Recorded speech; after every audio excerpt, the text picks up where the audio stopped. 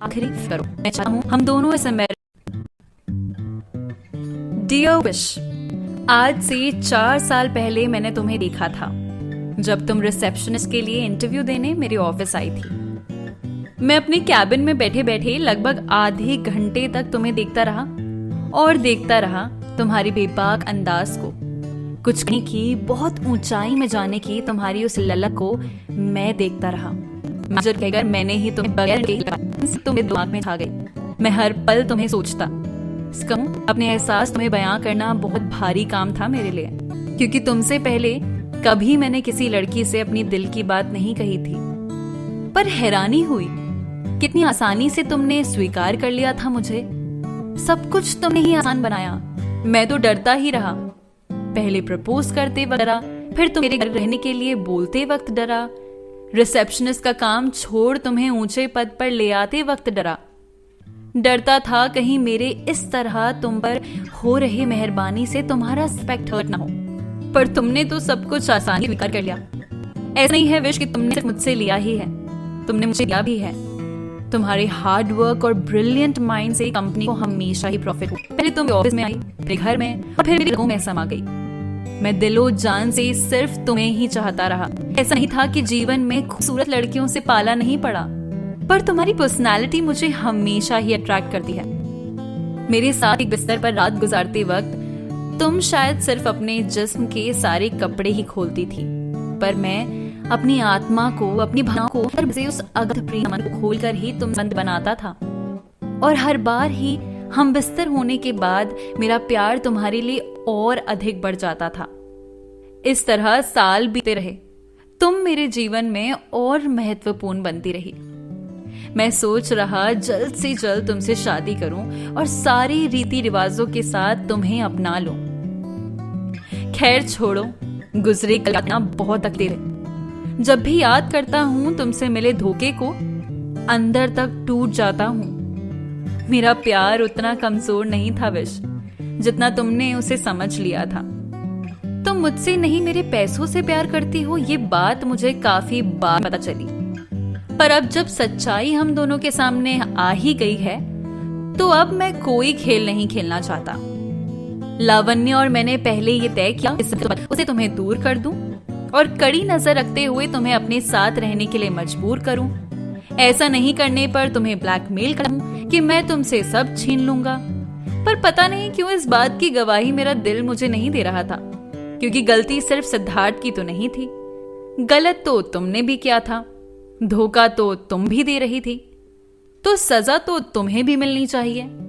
इसीलिए तुम्हें बर्बाद करने की साजिश रची मैंने। एक के बाद एक झटके दिए तुम्हें, ताकि तुम उस सजा को महसूस करो जो गलती तुमने की है। पर असल में बस ये हुआ कि मैं अमेरिका पहले आ गया और तुम्हारी भी सारी चीजें ले आया बगैर तुम्हें बताए। सब कुछ तुम्हारा ही है विश, बस इंडिया से अमेरिका पहुंच गया है। वो सारी चीजें तुम्हारा ही इंतजार कर रही हैं। मुझे पता है तुम्हारा दिल काफी हद तक साफ हो चुका है। जानता हूं तुम अब सिर्फ और सिर्फ मुझे चुनोगी, पर फिर भी मैं चाहता हूं एक बार, सिर्फ एक बार तुम सब कुछ याद करो और एक आखिरी फैसला करो। मैं चाहता हूं हम दोनों अमेरिका अपनी एक अलग दुनिया बसाएं, जहां कोई सिद्धार्थ नाम, सिर्फ मैं और दोस्त। सुनो, अब इतना भी मत रो। कोई ऐसा नहीं कर रहा तुम पर। मैं खुद तुम्हारे बगैर टूट चुका हूं। तुम्हें अपने पास रखे बगैर मुझे चैन नहीं मिलेगा। और फिर मैंने कहा ना, तुम्हारा शातिर दिमाग हमेशा ही मुझे फायदा देता है, तो यहां भी देगा। वैसे यहां सब कुछ सेट है, पर अपनी पार्टनर के बिना मैं अधूरा हूं। इन 2 दिनों में तुमने जो कुछ भी झेला है उसके लिए मुझे माफ कर देना, पर यह जरूरी था। नहीं तो सिद्धार्थ जैसे लोगों की कमी तो अमेरिका में भी नहीं है। चलो अब आंसू पोंछो। थोड़ी देर में विशाल आएगा वहां एक रिपोर्टर को साथ लेकर। सिद्धार्थ की सच्चाई उस रिपोर्टर को सच सच बता देना, ताकि 25 लाख खत्म होने तक उसका फ्यूचर भी तबाह हो जाए और विशाखा जैसी कोई और लड़की उसके प्यार में पागल ना हो, उसके मीठे मीठे बातों में ना फंसे। मुझे यकीन है तुम ऐसा करोगी। नहीं तो कोई बात नहीं, तुम विशाल को वहां से वापस भेज देना और सिद्धार्थ का ही इंतजार करती रहना। याद रखना, तुम पर कोई दबाव नहीं है। तुम्हारा जो दिल करे वही करो। विशाल के पास वो सारी डॉक्यूमेंट्स रेडी हैं जिससे आज रात ही तुम अमेरिका के लिए निकल पाओ। लौट आओ विश, तुम्हारा करण तुम्हारे बगैर जी नहीं पाएगा। यहाँ आकर भूल जाना वो सारी चीजें, भूलना कि पास बेबी है वो उस कमीने सिद्धार्थ का है, क्योंकि ये मैं भी भूल चुका हूँ। वो हमारा बेबी होगा, मेरा और तुम्हारा। सारी चीजें भूलकर लौट आओ। रात के 2 बजे तुम्हारी फ्लाइट है। एक दिन बाद जब सुबह यूके एयरपोर्ट पर तुम्हारी फ्लाइट लैंड करेगी तो मैं बेसब्री से वहां तुम्हारा इंतजार करता हुआ मिलूंगा। फ्लाइट में अपना ध्यान रखना विश। इस बार बेबी भी तुम्हें लड़कों का ख्याल रखना। अब कोई मेल नहीं करूंगा, बस मिलूंगा तुमसे। बहुत अकेला पड़ गया हूं इन 2 दिनों में ही तुम्हारे बिना। अब रोना बंद करो, तैयार हो जाओ, विशाल जल्द ही आ रहा है। और इसी के साथ विशाखा ने लैपटॉप बंद कर दिया।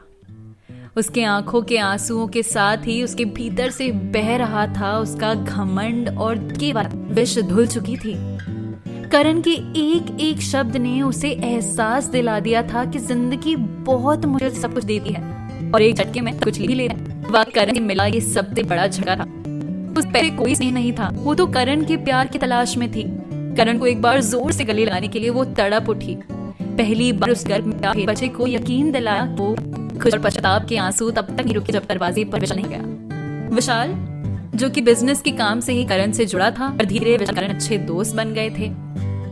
विशाल और रिपोर्टर को विशाखा ने सिद्धार्थ और उसके बीच का हर सच बताया और सबूत के तौर पर कुछ फोटोग्राफ्स भी दे दिए।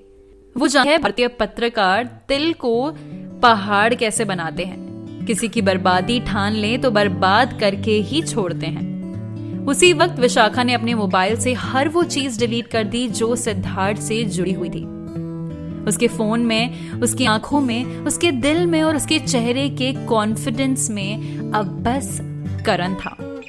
सिर्फ और सिर्फ करण। सच्चाई और विश्वास का हाथ थामे विशाखा अमेरिका के लिए निकल पड़ी, जहां उसका करण और उसकी जिंदगी बाहें फैलाए उसी का इंतजार कर रहे हैं।